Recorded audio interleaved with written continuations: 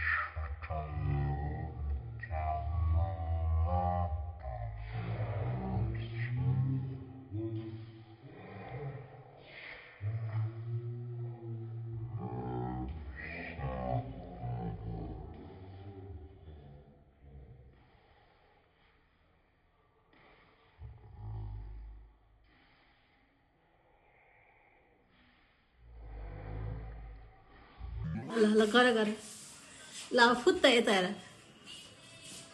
बहिनीले छोटो कपाल गर्ने भन्नु चाहिँ हेर्नु कति छोटो गर्नुभएछ। अब कस्तो लाग्छ तपाईँहरूले पनि भनिदिनुहोस् ल।